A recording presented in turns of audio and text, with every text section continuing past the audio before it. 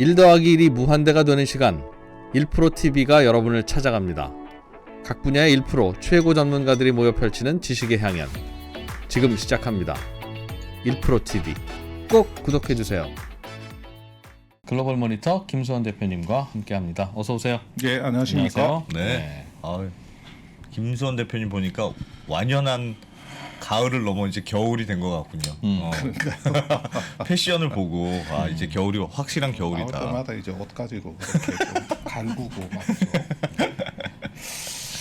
네. 사실은 제가 그러니까 이게 선후배는 안 바뀌잖아요. 네. 안 그래서 저는 김수원 대표님을 만날 때부터 지금까지 제가 후배인 거예요. 그럼요.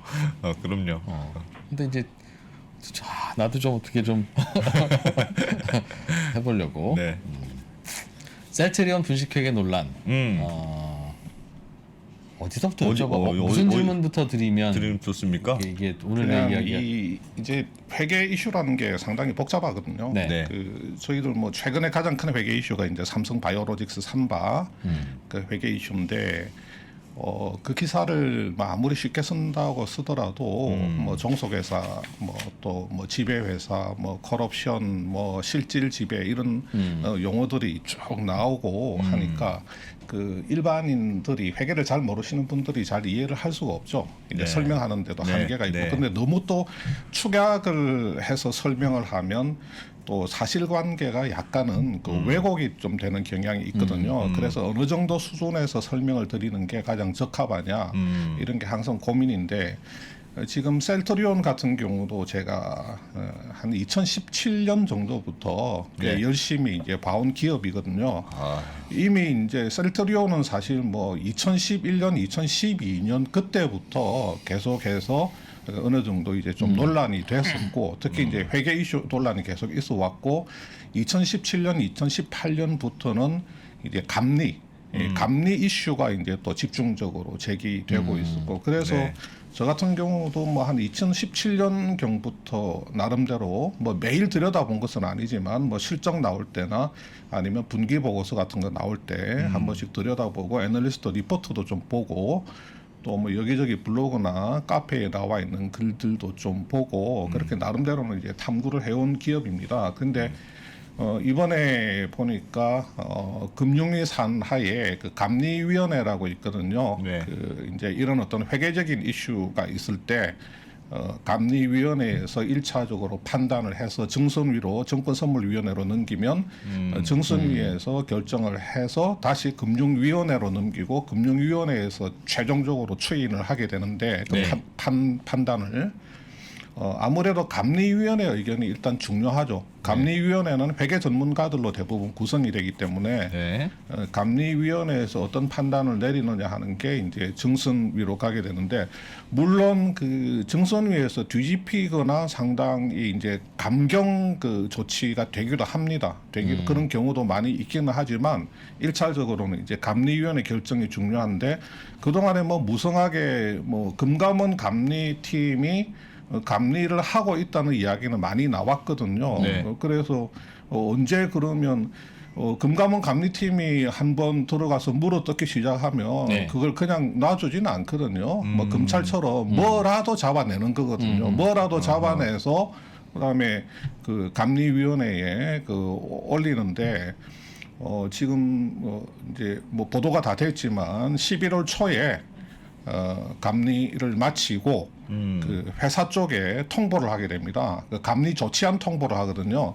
그 조치안에는 당신네 회사가 어떠한 혐의를 받고 있고 그래서 우리는 어떻게 판단하고 당신네들한테는 어떤 조치가 예비되어 있다. 예를 들면 우리가 살펴본 바로는 당신네들은 그 회계 기준 위반에 고의성이 있고 이러이러한 이유로 고의성이 있고 우리가 봤을 때는 너네들이 고의로 회계 기준 위반을 한 이유는 그 동기는 우리가 봤을 때는 이러이러한 것이다라는 내용을 담아서 회사 쪽에 통보를 하거든요. 근데 사실은 그런 통보 자체가 그 철저하게 보안이 유지돼야 되는 겁니다. 왜냐하면 이 상장사 같은 경우 특히 많은 그 투자자들이 그 투자하고 있는 상장사 같은 경우는 감리가 진행 중이라는 사실만으로도 실제로 뭐 죄가 있건 없건 주가가 큰 영향을 받게 되고 특히 감리 조치안이 통보됐다 그러면 이제 더 큰 영향을 받게 되고 나중에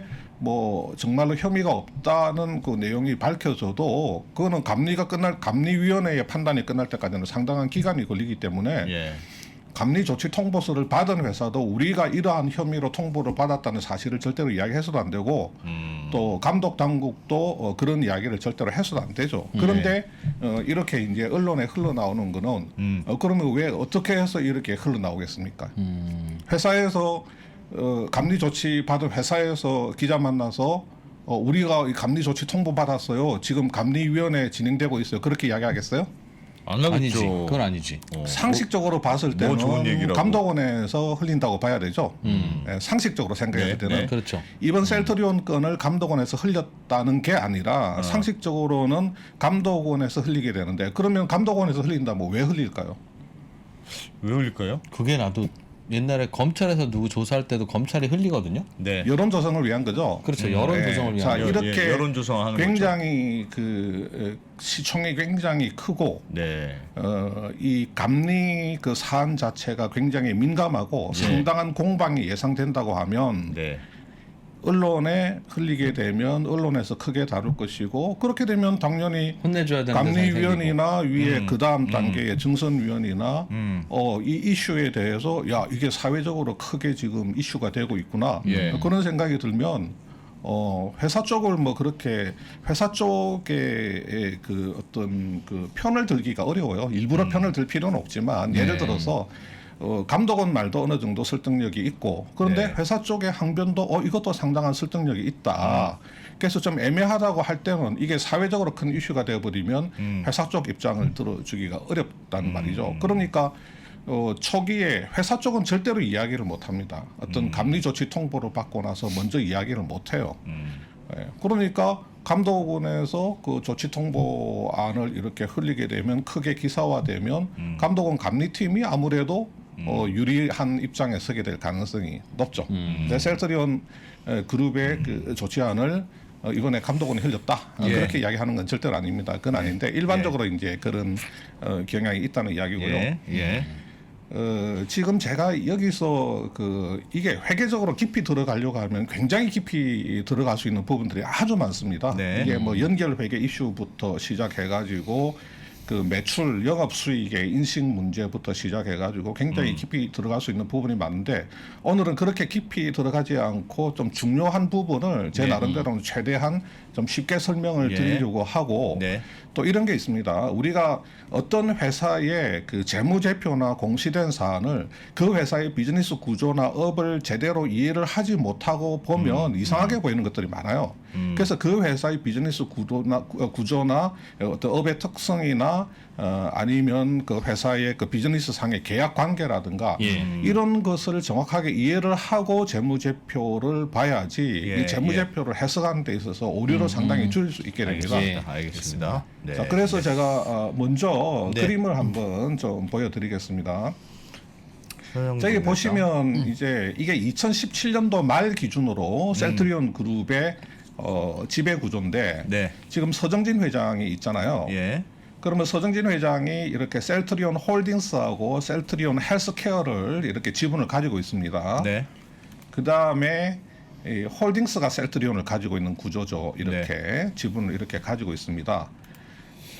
자, 그 다음에 이제 밑에 셀트리온 제약이 있고요. 예. 자, 여기서 중요한 거는 이 셀트리온하고 이 헬스케어 간의 관계인데 이 헬스케어에는 그 해외 펀드가 들어와 있습니다. 이제 네. 원에코티 파트너스라고 네. 여기는 그 JP 모건 계열의 사모펀드고 그 다음에 이제 아이언 인베스트먼트라고 여기는 그 테마색 네. 싱가포르 그 국부 펀드인 테마색 계열의 투자 펀드입니다. 네. 이 두 펀드가 각각 18% 13%를 투자하고 있는 상황이었거든요. 예. 2017년도로 돌아가 보면 그 다음에 이 사람들이 단순히 지분 투자를 한 게 아니고 지금 사회이사를 집어넣습니다. 헬스케어에. 네. 그래서 데이비드 한이라는 사람하고 이거 뭐죠? 그레고리 그 다음에는 모르겠네. 벨린 판티? 하여튼 예, 그대로 발음 나는 대로 읽으면 네, 벨린 네. 판티. 하여튼 이 두 사람이 헬스케어의 그 사회이사진으로 이렇게 참여를 하고 있는 상황이죠. 네. 자, 여기서 중요한 거는 이렇게 셀트리온하고 헬스케어 간에 지분 관계가 전혀 없다는 겁니다. 그러네요. 셀트리온하고 헬스케어 간에는 네. 지분 관계가 전혀 없는 이런 구조를 만들었다는 거죠. 네. 그 셀트리온 그룹에서. 자, 이렇게 되면 회계적으로 어떤 이슈가 좀 발생이 될 수 있냐면, 네. 자, 셀트리온은 바이오시밀러를 제조하는 회사거든요. 예. 이 헬스케어는 셀트리온한테서 바이오시밀러 그 원료의약품을 구매를 해서 네. 여기서 가공을 해서 알약 형태로 만들어서 그 유리병에 넣어 가지고 라벨 딱 본드가 라벨을 이제 붙여 가지고 네. 이제 해외 그 의약품 유통사한테 보냅니다. 네. 그러면 또 그 유통사가 다시 이제 수요처로 보내게 되겠죠. 자, 그러면 이 셀트리온이 그 바이오시밀러 원료 의약품이 있습니다. 하얀 가루 같은 거 있어요. 예. 이게 이제 제조 원가가 10,000원이다. 예. 그러면 자, 헬스케어에 13,000원에 팔아요. 네. 네. 그러면 헬스케어가 이걸 사겠죠. 네. 근데 헬스케어가 외부 판매는 못 하고 있어요. 그냥 네. 13,000원에 사가지고 그냥 갖고 있는 거예요. 외부 판매를 못 하고 있는 상황이다. 네. 그러면 자, 셀트리온은 자 매출이 13,000원이죠. 네. 그 다음에 매출 원가는 제조 원가니까 10,000원이죠. 10,000원. 네. 그러면 이제 재무제표에 매출 이익이 3,000원이 생기죠. 그렇죠. 근데 헬스케어는 매입을 해서 그냥 재고 자산으로 가지고 있는 겁니다. 예. 외부에 판매를 못했죠. 그러니까 매출은 0이죠. 네. 그 다음에 매출 원가도 0이죠. 매출이 예. 0이니까. 원가 안 들었으니까. 그럼 매출 이익도 없는 거예요. 네. 그런데 이런 구조 하에서는 셀트리온이 계속해서 바이오시밀러 원료 의약품을 헬스케어가 뭐 어떻게 되든 말든 헬스케어에 계속해서 보내주게 되면 네. 그냥 셀트리온은 계속해서 마진을 붙여서 팔기만 팔면 네. 매출이 발생되고 그다음에 매출 이익이 발생되고 또 뭐 판관비 반영하면 영업 이익이 날 수도 있고 예. 뭐 단기 순이익이 날 수도 있고 이런 구조라는 거죠. 네. 네. 자, 이렇게 되는 구조인데 만약에 이 셀트리온하고 셀트리온 헬스케어가 지분 관계로 엮여 있고 연결 회계를 해야 되는 정도의 지분 관계로 엮여 있다. 그런 네. 상황을 한번 가정을 해볼게요. 네. 자, 이 두 회사가 연결 회계라고 하는 것은 그 이 두 회사를 한 회사처럼 그 회계를 하는 거다. 이렇게 생각을 하시면 되거든요. 예. 이 두 회사를 한 회사로. 그러니까 이 개별 셀트리온이나 개별 헬스케어가 이걸 한 회사로 묶어버리게 되면 이것들은 그냥 한 회사 내에 그냥 사업부다. 예, 사업부라고 생각하시면 돼요. 예. 여기는 제조 사업부, 네. 여기는 판매 사업부, 그냥 예. 사업부다 이렇게 편하게 생각하시면 됩니다. 근데 제조 공장에서 만들어 가지고 판매 사업부에다가 이제 보냈어요. 갖다 주는 거예요. 네. 야, 팔아봐라. 이거는 밖으로 판매를 못 하게 되면 네. 이거를 한 회사로 보게 되면 매출이 아닌 매출이 거죠. 일어난 게 아니거든요. 그렇죠. 그래서 이렇게 한 회사로 보는 연결 회계를 하게 되면 매출 빵이고 매출 원가 빵이고 매출 이익 빵이 되는 겁니다. 그렇네요. 그러니까 지금 셀트리온 그룹 같은 경우는 이런 지분 구조 하에서 셀트리온과 헬스케어의 지분 관계를 단절시키면서 연결 회계를 안 하다 보니까 이게서 밖에서 볼 때는 이게 좀 우리 속된 말로 좀 꼬운 거야. 저 자식들. 저게 하나는 제조해가지고 계속해서 뭐 헬스케어로 보내고, 그러니까 헬스케어는 그 판매를 못하고 이렇게 재고가 이제 누적되고 당연히 이제 손실이 나겠죠. 네. 그러니까 재고 그 자체를 갖고 오는 거는 손실이 나는 건 아닌데 당연히 거기도 일하는 사람들 급여도 주고 여러 가지 비용이 발생될 거 아닙니까? 네. 매출 안 일어난다고 해서 월급을 안 줄 수는 없잖아요. 그러니까 재고로 많이 알약을 원료의약품을 보유는 하고 있지만 회사 운영하는데 비용들이 계속 들어가니까 당연히 단기순 손실이 계속 나는 거죠. 네. 이게 이제 초기에 그 셀트리온 그룹의 그 이 구조, 네. 그 바이오시밀러 이제 이런 유통 구조가 이렇다 보니까 계속해서 이것 때문에 많이 씹힌 거예요. 밖에서 볼 때. 예. 저기서 셀트리온 헬스케어가 사들인 13,000원은 비용이니까 직원 월급 준 것처럼 재고 그렇진 자산이죠. 헬스케어의 재고 자산이 되는 거죠. 그러니까 매출 손익계산서에는 마이너스 13,000원으로 잡히는 게 아닙니까? 마이너스 13,000원으로 잡히는 게 아니고 네. 왜냐하면 13,000원의 원료의약품을 사온 행위는 예. 손익 거래가 아니에요. 왜냐하면 그만한 가치가 있는 거를 내가 받은 거거든. 예. 그렇기 때문에 손익이 발생되는 거 아닌 겁니다. 13,000원에 사와서 못 팔고 있으면 이거 헬스케어가 적자가 아니냐. 그게 아니고 그냥 내가 현금을 줬고 뭐 현금을 줄 수도 있고 아니면 외상으로 사왔을 수도 있는데 13,000원만큼의 원료의약품을 내가 가지게 된 거예요. 그만큼 가치가 있는 거. 그렇기 때문에 손익 거래가 아닙니다. 그냥 재고 자산 13,000원이 생기는 거예요. 자산이네요. 그럼 자산. 저거를 자산이에요, 에이 자산. 우리는 이거 못 팔겠어. 비용의 발생이 아니고 네. 그냥 자산의 증가가 되는 겁니다. 그러면 이거는 손실로 잡힐 때는 이건 못 팔았어. 혹은 이야기 상했어. 이거는 우리는 못 팔아라고 판단할 때 그렇게 비로소 손실로 되면 잡힙니까? 그 재고 자산 그 손상된 부분을 예. 비용 처리를 해야 되거든요. 그러니까 비용이 증가를 하게 되는 거고 예. 지금 온전히 이 상태에서는 헬스케어 자체는 그 비용이 아닌 거예요? 아니고 그냥 재고 자산이 들어온 겁니다. 네. 그 재고 자산을 구매하는 대가로 내가 현금을 치른 것일 뿐이고 네. 다만 그래도 헬스케어가 적자가 나는 거는 아까 말씀드린 것처럼 이 재고 자산을 마진을 좀 붙여서 팔아야지 좀 이익도 나고 네. 뭐 또 회사 직원들 급여는 또 비용으로 반영하고 네. 그래서 나중에 계산을 해보면 그 단기 순이익이 날 텐데 재고 자산을 만약에 못 팔고 있다고 하면 회사의 매출이 안 일어나니까 매출이 예. 안 일어나는 상태에서 일하고 있는 직원들이 있으니까 뭐 급여도 내야 되고 또 임차한 건물 임차료도 내야 되고 여러 가지 이제 네. 비용들이 들어가니까 네. 결과적으로 재고만 떠안고 있고 단기순 손실을 내는 기업이 될 알겠어요. 수밖에 없는 거죠. 신기하네. 그다음에 빵 만드는 회사가 또 밀가루를 사온 게 비용으로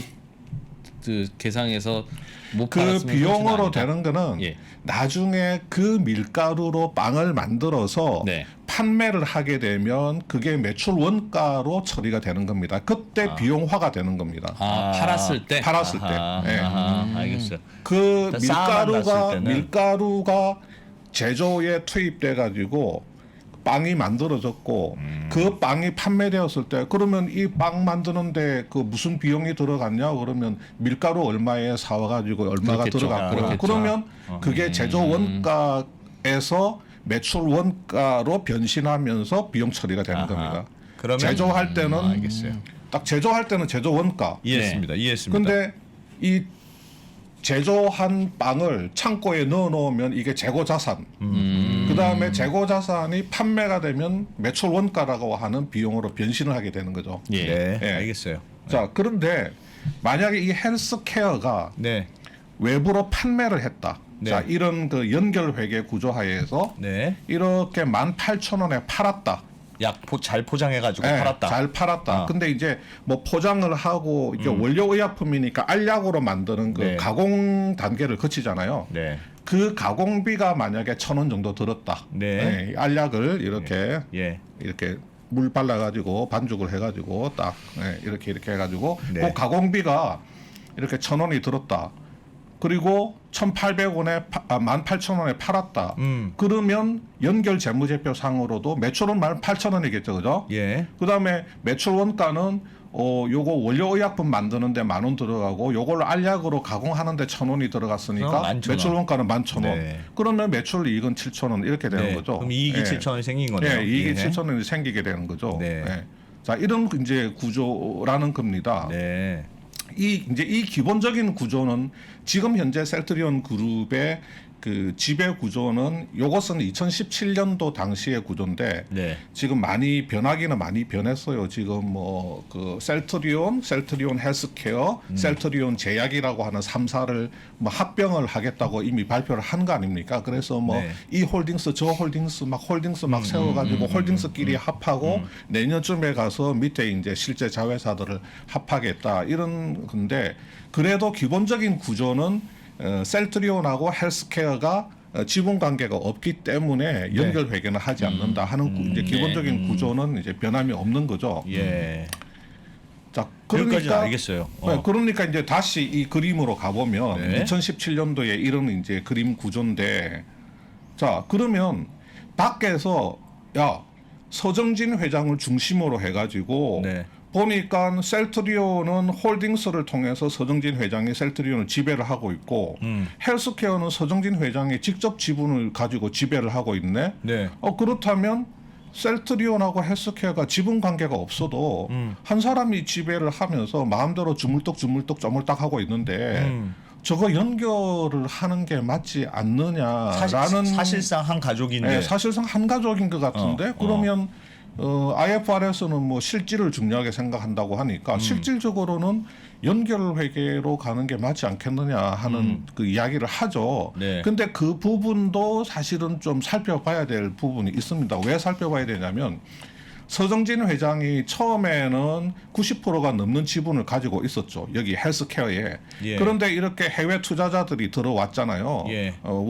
워너코티하고 네. 뭐 아이언 인베스트먼트 이런 애들이 들어오면서 지분율이 낮아졌어요. 36%고 얘네들 둘이서 지분을 한 31%를 갖고 있고 네. 이렇게 지분을 차고 들어올 때는 분명히 주주간 계약을 합니다. 주주간 계약을 해서 그 서정진 회장이 뭔가 마음대로 하지 못하도록 하는 예, 그런 예. 일부 안전장치를 이제 다 걸어 놓는 거거든요. 네. 그러니까 서정진 회장의 지분이 이 상태에서 50%를 넘어갔다 그러면 모르겠는데 지분율이 38%로 떨어져 있고 자, 이 외국 애들이 이렇게 둘이나 들어와 가지고 31% 지분을 가지고 있으면서 아까 말씀드린 대로 얘네들이 사회이사까지 이사회에 2명이나 파견한 형태란 말이죠. 그러면 서정진 회장이 과연 헬스케어에 대해서 우리가 흔히 말하는 연결 회계를 해야 될 정도의 그 실질적인 그 지배력을 가지고 있느냐 하는 부분에 대해서는 다소 의문이 생길 수밖에 없죠. 예. 그러니까 우리가 그냥 비상적으로 서정진이 헬스케어하고 셀트리온 지 마음대로 지금 쪼물딱대는데 네. 저게 왜 연결이 아니야라고 하지만 이걸 회계적으로 따지고 들어가면서 그 실질적인 그 연결 회계를 해야 되는 실질적인 지배력을 서정진이 헬스케어에 대해서 소유를 하고 있느냐 하는 관점에서 그러니까 회계적인 관점에서 보게 되면 이것은 서정진 회장이 이 헬스케어에 대해서 지배력을 가지고 있다. 개인으로서 지배력을 가지고 있다고 보기도 어려운 측면이 있고 설령 서정진 회장이 헬스케어에 대해서 50% 이상의 지분을 가지고 있다고 하더라도 이 셀트리온하고 헬스케어가 아무 지분 관계가 없는 이 상황에서 이 두 회사를 연결을 해야 되느냐 하는 부분은 그건 아닐 수도 있다는 거죠. 하여튼 이 구조 때문에 그동안에 어마어마하게 시장에서 많이 닦인 거죠. 예. 말하자면 많이 닦였어요. 저도 술자리 가면 네. 이게 회계사들 이렇게 이렇게 있는 이제 뭐 이렇게 술자리 같은 데 제가 이제 예. 꼽사리 끼워가지고 예. 이렇게 예. 귀동냥을 하다 보면 뭐 이 회계사들도 굉장히 그 셀트리온에 대해서 조금 안 좋게 이야기하는 분들이 이제 꽤 많았고 그 다음에 뭐 외부 강의 같은 데 가서 이 셀트리온의 지배 구조도를 가지고 강의를 하시는 이제 분들도 좀 있고 했었죠. 근데 저는 저도 이제 이 셀트리온 이런 걸 가지고 뭐 증권사도 좀 다니고 뭐 언론 매체도 좀 다니고 여러 가지 이제 교육을 좀 다니기는 했는데 저는 항상 뭐 이게 막 이게 말이 안 된다 이상하다고 하는 것보다는 왜 이런 구조로 갔을까 하는 부분에 대해서 좀 셀트리온 쪽에 많이 물어보고 했죠. 근데 셀트리온의 답은 딱 정해져 있습니다. 이 바이오시밀러가 처음 하는 사업이고 신약 사업은 아니지만 나름대로 굉장히 이제 임상도 많이 해야 되고 돈이 많이 들어가는 구조 하에서 네.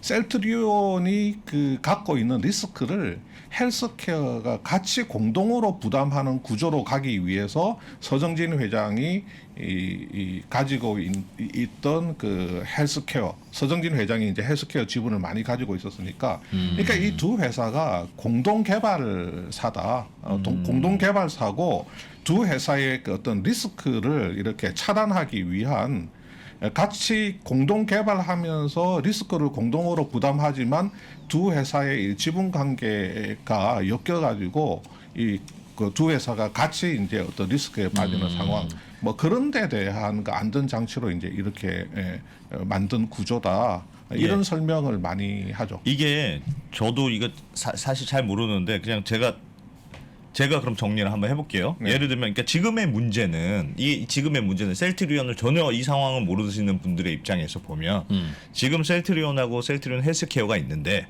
아까 말씀하셨다시피 두 회사가 지분 관계가 없어요.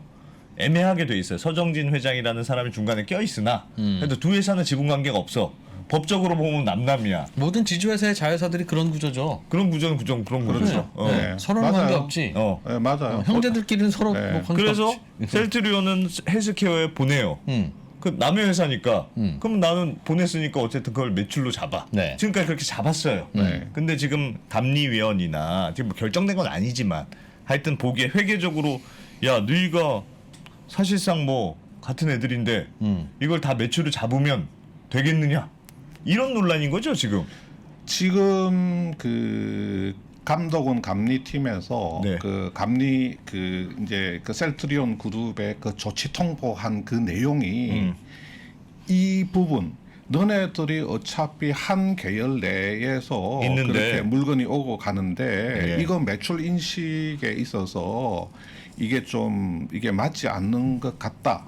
이게 회계 기준 위반에 해당될 수 있다는 그 내용을 지금 문제 삼고 있는지 그것은 확실하지는 않아요. 아, 그 그건 부분은 확실하지 확실하지는 않아요. 않아요. 예, 지금 예. 제가 이 설명을 드리는 것은 네. 왜 셀트리온이 지금까지 계속해서 좀 시장에서 곱지 않은 시선을 받아왔고 왜 그렇게 자꾸 회계적인 이슈에 시달려 왔는가 그 근본적인 문제가 사실은 이 부분에서 출발을 하고 있다. 그래서 제조사가 있고 판매사가 있으면 너네들 둘이 지분 관계를 엮어서 연결을 시켜야지 제조사가 판매사에 재고를 막 갖다 주더라도 외부로 판매가 안 되면 매출로 인식하지 않는 그 구조. 그 구조가 밖에서 투자자들이 봤을 때는 정확하게 그 회사의 어떤 그 손익의 실상을 알 수가 있을 터인데 너네들이 지분 단절해가지고 무조건 셀트리온이 만들어서 헬스케어에 주기만 하면 매출과 이익이 생기는 저런 구조는 좀 착시를 일으키지 않느냐 하면서 계속 씹혀온 거예요. 그런데 셀트리온은 셀트리온대로 조금 아까 말씀드린 대로 그런 뭐 지분 관계 없지 않느냐. 방어 이제 논리가 있는 거고. 자 그래서 이번에 감리 조치안에 대한 내용이 명확하게 나오지는 않았지만 그 일단은 신문에 보도된 내용 네. 그리고 제가 이제 몇 년 동안 계속해서 뭐 네. 이렇게 이 회사에 네. 관심을 가지고 네. 이런저런 뭐 또 취재들을 해왔기 때문에 네. 그 경험으로 보면 지금부터 감리 조치안의 내용이 담겼을 것으로 추정되는 사안에 대해서 좀 설명을 해드릴게요. 예. 네. 일단은 헬스케어가 가지고 있는 그 이 재고 자산 그 평가가 큰 이슈입니다. 제가 생각할 때는 이번 그 감리 조치안의 메인 디시, 네. 그러니까 감독원이 가장 심하게 물어뜯는 거. 그게 지금 이 재고 자산 평가예요. 헬스케어에 가 있는 재고 자산. 네. 헬스케어의 재고 자산. 자, 예. 이렇게 그 셀트리온이 헬스케어에 원료 의약품을 넘기죠. 예. 예. 그러면 자 원료 헬스 이렇게 원료의약품을 넘겨요. 만 원에. 네. 이렇게 원료 의약품을 넘기죠, 그죠? 네. 그러면 헬스케어는 그 원료 의약품을 받아요. 네. 받아서 여러 가지 가공을 거칩니다. 네. 이 가공을 거치면 이게 반제품이 됩니다. 반제품 상태에서 유리병에 집어넣고 뚜껑 닫고 라벨 똘똘똘 말아서 풀칠로 붙여버리면 그게 이제 판매 직전에 완제품 단계로 가는 겁니다. 네. 알약으로 가공하는 형태는 반제품, 유리병에 집어넣고 라벨 붙이고 뚜껑 닫고 이제 바로 포장해가지고 그냥 선적해서 보내기 직전에는 이게 완제품이죠. 예. 지금 현재 셀트리온 헬스케어의 재고는 이게 반제품 형태가 많습니다. 반제품 형태가 제일 많습니다. 1차적인 가공 정도를 거친 단계. 예. 예. 원료의약품, 이 가루약 단계의 재고도 많이 있지만 알약 정도의 단계, 요 단계도 많이 있는데 결산을 할 때는 이 재고 자산의 가치를 평가를 해야 됩니다. 네. 이제 요거를 우리가 조금 어려운 말로 네. 들어보면 쉬우니까 포기하지 마시고 예. 끝까지 한번 가보입시다. 이게 Net Realized Value라고 하는 거예요. 아까 여기 있는 거예요. NRV. NRV 이게 순실현 가치라고 하는 거죠. 그대로 순실현 가치. 나 어려우려고 그래요 지금. 근데 이게 내가 NRV 테스트, 이 NRV라는 용어를 안 쓰려고 하다가 네. 그냥 쓰는 겁니다. 네. 자, 셀트리온이 원료의약품을 헬스케어에 10,000원에 갖다 줘요. 예. 그러면 헬스케어는 그거를 받으면 재고 자산이 되겠죠. 네. 10,000원. 재고 자산 장부 가격 10,000원. 예. 그거 알겠어요. 이렇게 이제 딱 잡아놨어요. 네. 자, 이 상태에서 자 NRV 테스트 들어갑니다. 그러면 어떻게 들어가냐면, 네. 자 이게 원료의약품 상태인데 우리가 완제품으로 만들 때까지 이거 추가로 얼마나 투입을 해야 될까? 그걸 추정을 해야 돼요. 아하. 그래서 야 이거 뭐 이게 원료의약품이니까 네. 물 부어가지고 휘휘 이제 휘휘 저어가지고 이렇게 뭐 알약 형태로 만드는데 이게 이제 한 2,000원 정도 들어간다 추가 원가로. 들어갈 것 같아. 완제품까지 추가로 투입해야 될 원가가 2,000원으로 예상이 된다. 네. 그런데 현재 바이오시밀러 완제품의 현재 시세가 11,000원이야. 현재 시세가 11,000원이야. 네. 그러면 현재 시세 11,000원에서 추가로 더 투입해야 되는 2,000원을 2,000원을 빼면 이게 9,000원밖에 안 되죠. 네. 이 9,000원이 순실현 가치라고 하는 겁니다. NRV라고 하는 거예요. 아. 네, 왜냐하면 내가 이거를 지금 팔면 11,000원밖에 못 받는데 예. 2,000원을 추가로 투입을 해야만 이 상태로 갈 수 있어. 그러니까 이걸 빼면 9,000원의 NRV가 만들어지죠. 근데 지금 이거 재고자산 장부 가격은 지금 10,000원으로 잡혀 있는데 네. 나의 NRV 이 원료약품의 NRV가 9,000원밖에 안 나오는 알겠어요. 거예요. 네. 그러면 1,000원의 그 차익이 생겨버린 거야 여기서. 네. 이 1,000원의 차익을 재고자산 평가 손실이라고 하는 겁니다. 재고자산 평가 손실. 예, 재고자산 이거 평가 손실. 사실상 10,000원에 가져왔지만 이거 파는 것까지 생각하면 손실이 좀 있는 거다. 그렇죠. 이렇게 생각하는 예, 거군요. 예. 그러니까 이 원료를 추가 원가를 투입을 2,000원을 해가지고 만들어서 팔아야 되는데 이거 지금 현재 바이오시밀러 이제 시장 시세를 알아보니까 11,000원밖에 안 돼. 그러니까 이 11,000원에서 추가로 들여야 될 원가를 빼버리면 9,000원밖에 안 돼. 그러니까 NRV가 9,000원밖에 안 나오는데 지금 장부에는 장부가가 10,000원으로 잡혀 있단 말이죠. 예. 그러니까 1,000원의 그 차익이 생겨버리잖아요. 네. NRV가 장부가에 못 미치는 거야. 네. NRV가 장부가를 넘어서게 되면 아무런 문제가 없어요. 이 재고 자산은 그냥 끝. 그냥 네. NRV가 예. 이 장부 가격을 넘어서면 전혀 문제가 없는데 이게 오타입니다. 이게 10,000원이 아니고 1,000원. 1,000원. 이 경우에는 자 오타입니다. 이거 1,000원. 재고자산 평가 손실이 1,000원이 나죠. 네. 그러면 이 재고자산 평가 손실을 매출 원가에다가 집어넣어 버려요. 그러면 네. 어떻게 되겠어요? 매출 원가가 커지지. 네. 그러니까 매출 원가가 커져 버리니까 그만큼 손익이 악화된단 말이에요. 예. 네. 네. 그러니까 재고자산 평가 손실은 매출 원가로 가게 되고 매출 원가를 키워 버리니까 그만큼 이익이 줄어들든지 적자가 되든지. 알겠어요. 너희가 장부 가격 10,000원에 사왔지만 그래서 창고에 쌓아놨지만 저거 사실 10,000원이 아니고 9,000원짜리다 이런 뜻이잖아요. 그러니까 마이너스 1,000원씩 네. 까야 손실 된다. 반영해라. 그렇죠. 마이너스 1,000원씩 까야 된다. 1,000원을 까야 된다는 네. 겁니다. 네. 자 그러면 바이오시밀러 완제품의 시중 시세가 하락하면 네. 재고자산 평가 손실이 발생될 발생해요. 가능성이 예, 있고 예. 그에 따라서 손익이 악화될 가능성이 있죠. 그러네요. 그 다음에 또 뭐가 있냐면 이 원재료나 반제품, 의약품 원재료나 반제품은 모든 제품이 다 그렇겠지만 유통기한이라는 게 있습니다. 그러면 유통기한이 임박한 그 원재료나 반제품이라면 이걸 완제품으로 가공해서 판매할 수 있는 가능성이 낮잖아요. 그렇죠. 이 재고 버려야 될 수도 예, 있죠. 버려야 될 수도 있기 때문에 경우에 따라서는 재고자산을 폐기를 해서 그렇겠네요. 재고자산 폐기 손실을 또 반영을 할 수도 예, 있습니다. 예. 그러면 재고자산 폐기 손실이 발생되면 마찬가지로 원가를 그만큼 키워버리기 때문에 그걸 원가에다가 집어넣기 때문에 원가를 그만큼 키워버리기 때문에 이익이 줄어드는데 네. 지금 감독원에서 이야기하는 부분이 지금 제가 볼 때는 이렇게 유통기한이 임박해서 지금 완제품으로 가공해서 판매를 할 가능성이 현저히 낮기 때문에 네. 이거는 재고자산의 가치가 손상된 것이다. 네. 따라서 재고자산 평가손으로 처리를 하건 폐기손으로 처리를 하건 처리를 해야 되는데 그것을 회피를 했다는 이야기예요. 그것을 근데 이 부분에 대해서 제가 예전부터 회사 쪽으로부터 들은 설명이나 네, 네. 이쪽에 바이오시밀러 의약품 업계 사람들한테 들은 이야기는 이 보건당국 예를 들면 식약처가 정해놓은 그 안정성 검사라든지 그 네. 뭐 유효성 검사 같은 특정 절차가 있다는 겁니다.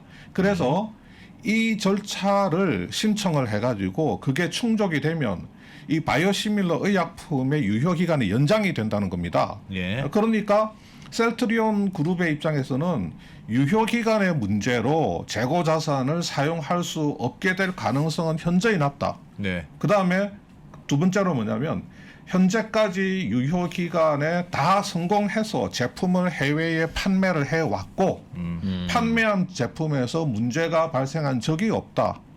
그렇기 때문에 여기서 단순히 유통기한이 임박했기 때문에 재고자산 가치가 손상됐다는 회계 처리를 안 한 것은 이것은 좀 온당치 않다는 게 셀트리온 셀트리온 주장이다. 쪽의 그 입장인 것 같습니다. 그래서 이 부분이 지금 첨예하게 지금 그 앞으로 다투어야 될 부분인 겁니다. 그래서 감리위원들이 그러면 이 양쪽의 주장을 어떻게 볼 것이냐 하는 부분이 있고 야, 그리고 그렇네요. 사실은 그렇습니다. 회사 쪽에도 방어 논리가 있죠. 왜냐하면 분명히 유효기간 연장을 한 데이터들이 다 있죠. 당연히 그거 제출을 안 했겠어요? 이거 그러니까 계속 쓸 수 있는 자산이다. 식약처에 신청을 해서 연장받은 거 그리고 이 뭐 바이오시밀러라고 하는 게 뭐 원료의약품 단계하고 그다음에 알약 단계의 유통기간이 다 다르지만 이게 우리가 생각할 때 그냥 이게 상온에 그냥 뭐 어디 창고 같은데 박스에 집어넣어서 두는 게 아니거든요.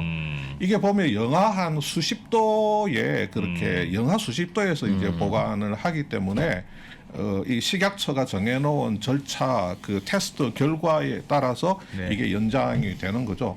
근데 이 부분은 이제 그럼에도 불구하고 재고 평가 손실로 처리를 했어야 되는가 하는 부분에 있어서 지금 그 감리위에서 한번 다투어 볼 만한 사안인 겁니다. 그런데 감독원도 사실 뭐 감독원도 감리를 할 때는 그렇게 허술하게 하지는 않거든요. 뭐 이렇게 감리를 할 때는 뭐 온갖 거 다 뒤집니다. 이 검찰은 압수수색 권한이 있어가지고 임의로 그냥 다 휘저버리잖아요. 뒤져버리잖아요. 근데 감독원은 압수수색 권한이 없기 때문에 회사 쪽으로부터 자료를 임의로 제출받아서 감리를 하거든요. 예. 그래서 오만 자료를 다 요구를 해가지고 그냥 뭐 표본 조사가 아니라 그냥 전수 조사를 이게 잡아내기 위해서 그냥 전수 조사를 다 한다고 보시면 돼요. 그러니까 감독원에서 재고자산 그 처리에 문제가 있다고 이야기를 할 때는 전혀 근거가 없지는 않을 겁니다. 분명히 감독원에서 봤을 때는 그 자기들 시각에서는 문제가 있다고 본 거고 셀트리온의 입장에서는 또 셀트리온 나름대로 그 이 항변할 수 있는 그런 네. 자료를 갖고 있는 겁니다. 그래서 이게 빵 하고 감리위원회 위에 가서 싸울 때 그 결과를 뭐 우리가 이제 좀 예단할 수는 없는 거죠. 정리 좀 한번 해보세요. 제가 보니까 채팅창에 보시는 분들이 지금 제가 볼 때 잘 못 따라오고 계시는 분들이 좀 있으신 뭐 것 아주 같아요. 어려운 내용은 아닌 것 같아요. 네. 그러니까 셀트리온이라는 회사가 있고 셀트리온 헬스케어라는 회사가 있고 네. 셀트리온이 그냥 약을 만들어서 팔면 아무 문제가 없는데 일단은 현지에서 직접 팔지 않고 셀트리온 헬스케어로 팔고 그리고 매출로 잡고 네. 심지어 이익도 잡고 근데 그 상황에서 제가 아까 2%가 전문적으로 잠깐 질문 드렸잖아요. 네. 그러면 셀트리온 헬스케어가 샀는데 못 팔았으면 셀트리온 헬스케어에는 손실로 잡히는 거 아니냐 그게 라고 했더니 이제 김 그건 대표님이 아니고. 아니다. 자산으로 잡힌다. 빵 회사가 밀가루를 사왔어도 그건 팔기 전에는 비용도 아니고 손실도 아니다. 그러니 아무것도 안 팔렸는데 셀트리온에는 매출과 이익이 나오고 셀트리온 헬스케어에는 중립적인 상황이고 물론 대차 대조표를 보면 재고 자산이 쌓이고 있는 게 보이지만 예. 손익계산서에는 아무런 영향을 주지 않는 이런 상황이 좀 이상한 거 아니냐라고 했던 게 그동안의 의혹이었고 네, 네. 그러나 그런 회계가 어디 하나둘이 아니라는 거니까요. 그냥 그건 그러려니 하고 의혹만 남아 있는 상태였고 네. 이번에는 오케이. 그럼 셀트리온 헬스케어가 갖고 있는 셀트리온에서 사온 그 약이 진짜 팔 수 있는 거냐? 그러니까 만약에 제가 아까 유통기한 말씀드렸잖아요. 지난 거냐 안 지난 그렇죠. 거냐? 빵 만드는 회사가 밀가루를 사왔는데 아직 빵이 안 팔렸으면 밀가루도 사온 비용이 아직은 손실이 아닌 건데 밀가루가 상했거나 물에 젖었거나 그럼 못 팔지 뭐. 그럼 못 파는 거니까 버려야지. 이거는 비용이지. 그냥 돈 잃어버린 거나 그렇죠. 마찬가지니까 예. 이거는 뭐 직원의 횡령이라든가 뭐 직원 뽑았는데 일을 네. 못 한다는 거랑 네. 똑같은 상황인 거니까 네. 이거는 떨어야 되는데 이 친구들은 안 떨고 있네. 잘 근데 떨었는지 안 떨었는지 쟁점이 있다. 그런데 셀트리온 헬스케어 입장에서 보면 이 사람아 이거 무효기간 지난다고 해서 다 못 쓰는 게 아니요. 이거는 우리가 알아서 못 쓰게 되면 알아서 버릴 텐데. 그러니까 그럼 이제 이쪽에서는 그 너희들이 그래서 알아서 할 수 있는지 없는지 우리가 한번 들여다 볼 거야. 라고 하고 요 문제를 싸우는 거니까 네. 이건 구체적으로 이제 어떤 식의 공방이 오갈지는 좀 지켜봐야 되겠다라는 게. 그렇죠. 야, 정리 잘 됐- 정리 잘 됐다. 정리 잘 됐어. 유통기한이 연장이 아이, 가능하고 졸려. 지금까지 연장을 했고 네. 네. 연장에 성공했고 예. 연장한 거를 팔았고 네. 아무런 문제도 발생하지 않았는데 네. 이거 재고자산 평가 손실 반영하지 않았다는 네. 네. 그 감독원의 그 지적, 예. 그 지적은 온당치 않다 그런 입장인 것 같고요. 예. 두 예. 번째로 뭐냐면 네. 자, 요것도 한번 잘 보세요. 셀트리온 헬스케어가 알약을 만들어서 병에 넣어가지고 완제품화를 해서 해외 유통사로 보내죠. 그런데 헬스케어하고 해외 유통사 간에는 마진 보장 약속이 되어 있습니다. 아무래도 이제 초기에 해외 유통을 할 때 네. 뭐 셀트리온이 무슨 힘이 있었겠어요. 그러니까 예. 해외 유통사에 마진을 보장을 해줬는데 네. 자 어떤 식으로 마진을 보장해 주냐면 예를 들어서 30%의 유통사 마진을 보장을 약속을 해주고 이 사후에 정산을 하는 거래를 합니다. 이게 그러면 야 이게 사후 정산이란 게 뭐냐? 어떻게 사후 그러니까. 정산을 하길래 30% 마진을 보장해 주느냐? 예. 그거를 설명을 드릴게요. 자 바이오시밀러의 현재 그 시세가 한 100만 원 정도로 예상된다. 예. 그러면 자 헬스케어가 해외 유통사에다가 얼마에 주면 될까요? 30% 마진 보장해 주려면 그럼 70만 원에 70만 주면 되죠. 그렇죠. 이렇게 시가가 70만 원에 100만 공급해 주면 원이니까. 유통사가 이걸 100만 원에 팔면 유통사는 30만 원. 이렇게. 그러네요. 자 헬스케어는 매출 70만 원 이 시가면 되고 예. 70만 원에 팔았으니까 유통사는 100만 원 매출 팔면 100만 되고. 원에 원가 70만 원에서 매출 이익 30만 30만 원. 원. 네. 그러니까 어. 매출 이익 기준으로 30%그 마진이 보장된 네. 거죠. 네. 이런 거래인데 이 가격이 100만 원이라고 하는 것은 예상 가격이에요. 100만 원에 팔릴 것으로 예상을 아하. 하고 70만 원에 준 예, 거거든. 예. 그러니까 실제로 바이오시밀러 가격이 하락해가지고 이 유통사가 뭐 받자마자 바로 파는 건 아니니까 뭐 한 달 두 달 있다가 팔았는데 그 파는 시점에 바이오시밀러 가격이 떨어져서 90만 원밖에 못 팔았어. 네. 네, 그렇게 되면 헬스케어가 사실은 63만 원에 줬어야 공급을 되는 거죠. 줬어야 되는 거거든. 그러네. 63만 원에 공급을 해줬어야 주고 헬스케어는 매출 63만 원으로 인식을 하고 유통사는 그러네. 90만 원에 팔고 어쨌든- 60만 원 원가 27만 원 이래가지고 어쨌든 여기서 30% 이익. 그렇게 예. 그러니까 63만 원에 줬어야 되는데 네. 100만 원에 팔릴 줄 알고 70만 원에 줬단 말이에요. 네. 그래서 요걸 정산을 하는 거야. 여기서 사후적으로 여기서 그러면 7만 원. 헬스케어는 매출이 아.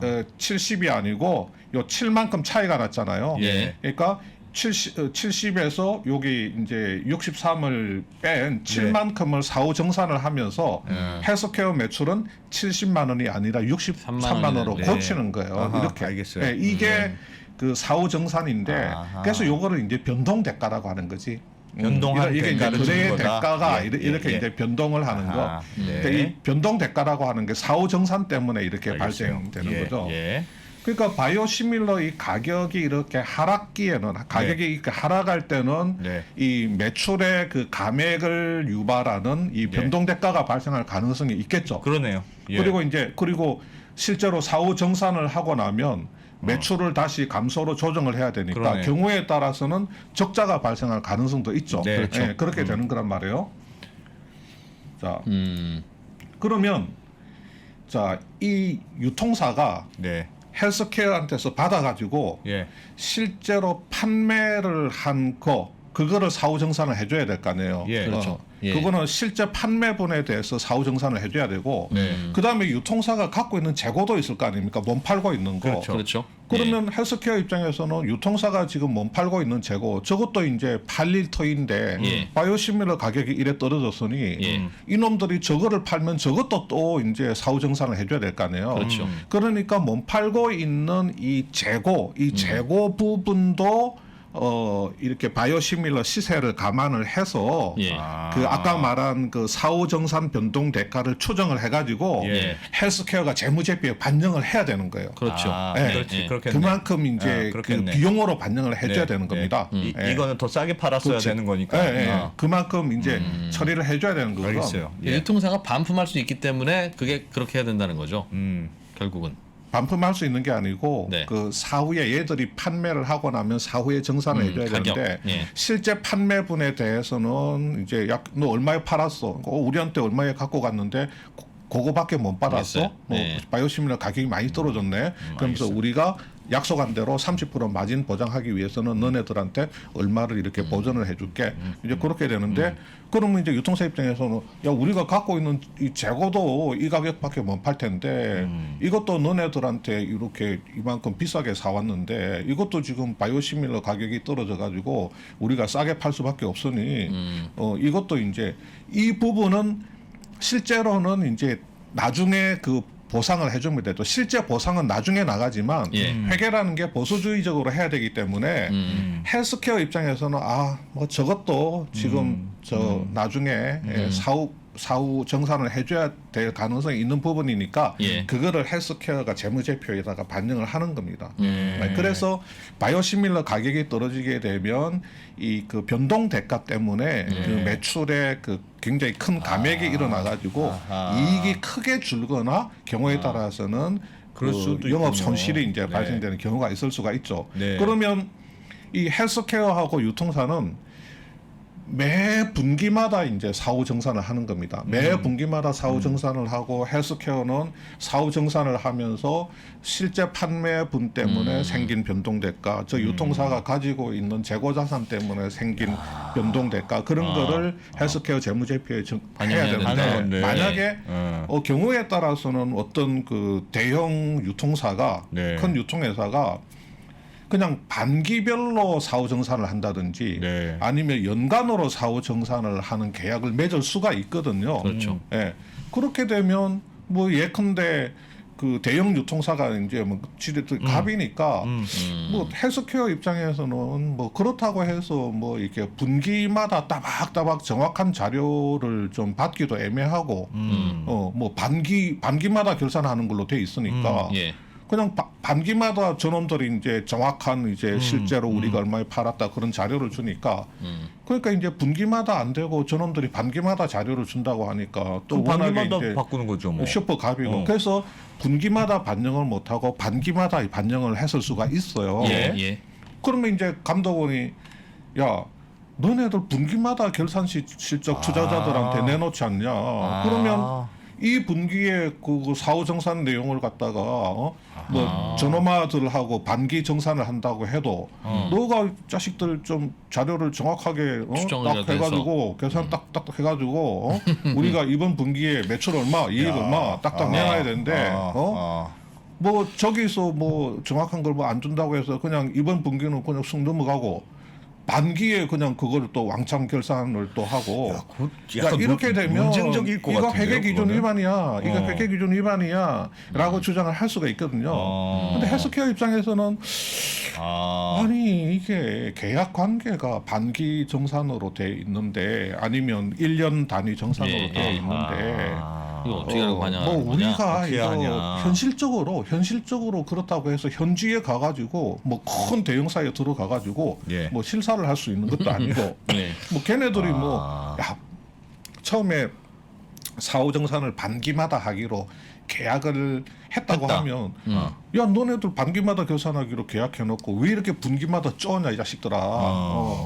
그러면 아유 우리가 뭐 이게 분기마다 해야지 뭐 나중에 문제가 안 생기고 그때 문제가 생길 거라는 거를 예측을 했더라면 어떻게 하든지 분기 정산을 무슨 말인지 알겠어요. 했겠죠. 그래서 판매량도 못 받아요? 유통사 판매량 같은 거는 이제 대충 이제 러프하게 받겠죠. 그 정도는 받겠죠. 그러니까 현지에서 그리고 판매되는 금액도 대충 알 거 아니겠어요? 정확히는 그게 이제 아니면. 사후 정산은 정확하게 해야 되기 때문에 그냥 대충 러프하게 뭐 이렇게 할 수 있는 부분은 아니기 때문에 그래서 대선 충당 같은 걸 좀 쌓아두라는 의미 아닙니까? 정확히 이게 사후 정산을 모르겠지만. 하는데 바이오시밀러 가격 하락기에는 사후 정산을 하고 변동 대가를 추정을 하면 손익계산서가 망가지겠죠. 그렇죠. 근데 이걸 그냥 넘어가 버렸어. 아유 이 유통사하고는 반기마다 정산하기로 돼 있어서 이번 분기에는 그냥 넘어갔어. 근데 그게 회계로는 이제 그걸 해야 되는 거잖아요.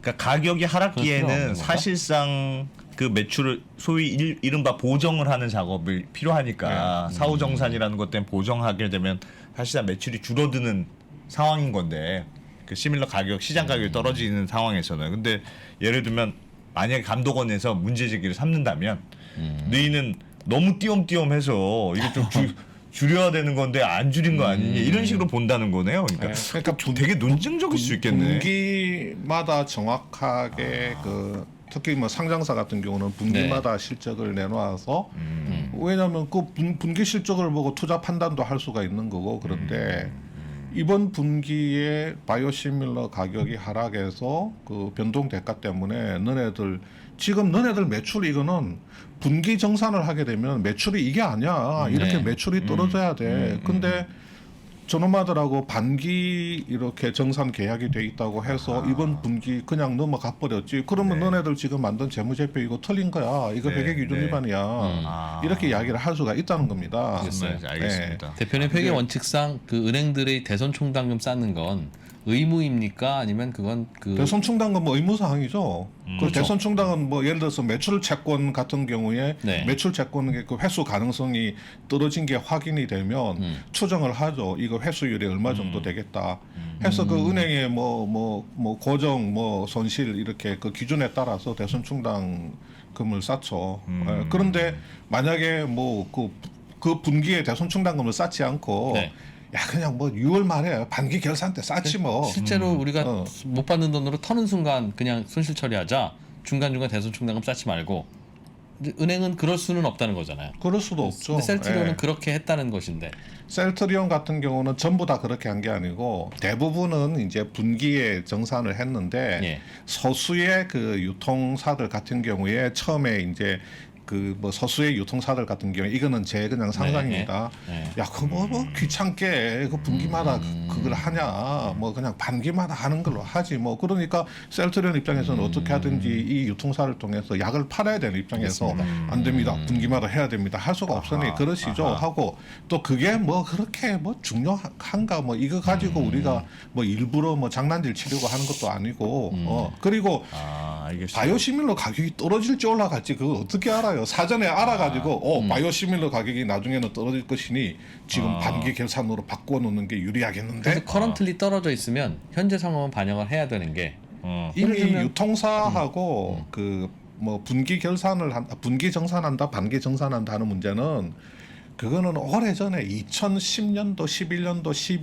12년도에 그 유럽이나 미국의 품목 허가 들어갈 때 네. 그 단계에서 이미 글로벌 유통 그 사들하고 다 그 어떤 식으로 사후 정산할지 계획이 다 된 거고 감독원이 지금 야 이거 떨어지는데 너희들 반영 안 했네 어쩌고 하는 거는 2017년도나 2018년도쯤에 바이오시밀러 가격이 이제 크게 떨어졌던 예. 그 당시 그 시점을 가지고 이야기하는 거기 때문에 몇 년 전에 셀트리온이 벌써부터 우리가 이게 이 회사하고는 뭐 반기에 정산하는 게 유리하겠는 걸 하면서 고의적으로 할 수는 없다는 거죠. 예. 물론 그렇죠. 그러니까 네. 그 계약은 유통사들과 다양하게 할 수 있으나 현재의 그 유통사와의 재고 문제 혹은 뭐 판매 가격 조정 때문에 생길 수 있는 손실은 그때 상황을 자율적으로 셀트리온이 판단해서라도 그쪽에서 데이터 안 주면 추정해서라도 재무제표에 반영을 해야 된다. 예.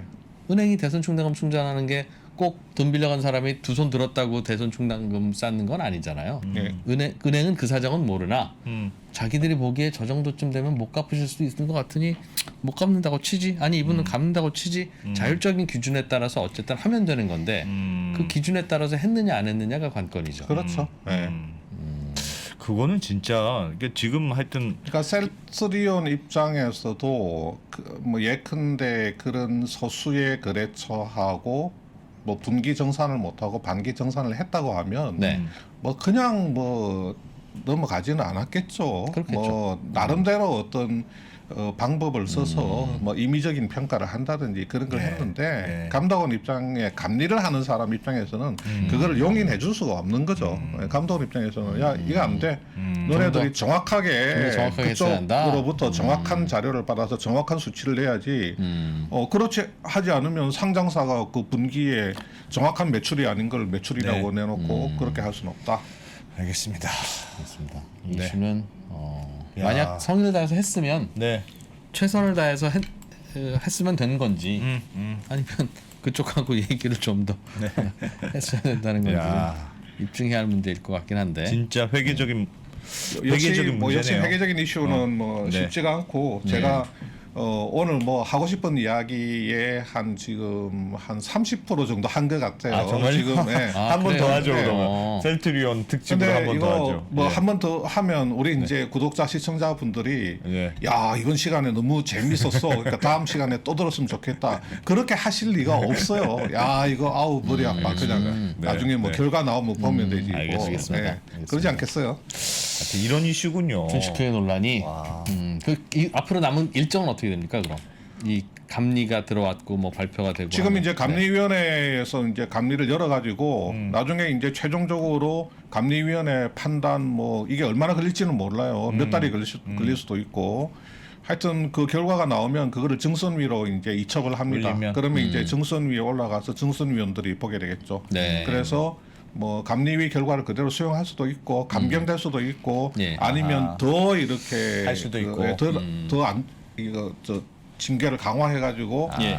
결정을 할 수도 있죠. 1차적인 판단은 일단 감리위원회에서 어떻게 결정하는지를 봐야 그렇죠. 되겠네요. 예, 예, 일단은. 예, 예. 알겠습니다. 저희 공개 방송은 이 정도로 하고요. 네. 나머지 70%는 네. 저희가 별도로 김수원 대표님과 일정을 잡아서 녹화를 해서 네. 저희 채널에만 그냥 조용히 올려놓을게요. 생방송 야, 안 하고. 아 좋네요. 그럴 테니 관심 있는 분들만 오셔서 네, 네. 보시면 되겠습니다. 알겠습니다. 예, 저희가 저희 채널에 올려놓을게요. 언더스탠딩입니다. 예, 네. 3프로 TV 가서 아무리 찾으셔도 저희 채널 없습니다. 알겠습니다. 예. 야, 오늘 시간 좀 넘었네요. 좀 넘었는데요. 예. 여기서 마무리하고 김수원 대표님의 나머지 스토리는 저희가 따로 촬영하고 인터뷰를 해서 올려드리겠습니다. 여기서 마무리하죠. 김 대표님 고맙습니다. 예, 고맙습니다. 감사합니다. 선택을 더 고민해야 돼요.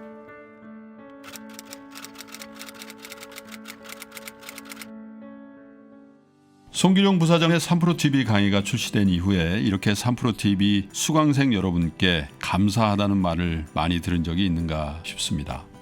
앞으로 직업이 바뀔 게 두 가지가 보이는 게 한국 사회에서 공채가 사라질 것 같다. 이유는 사고와 시선, 의사결정의 변화가 요구되는 시점이죠. 송기룡 부사장의 세상을 읽는 방법 그리고 관점을 통해서 다가올 변화에 준비하십시오. 변화를 준비하시고 기회를 잡아보시기를 바랍니다.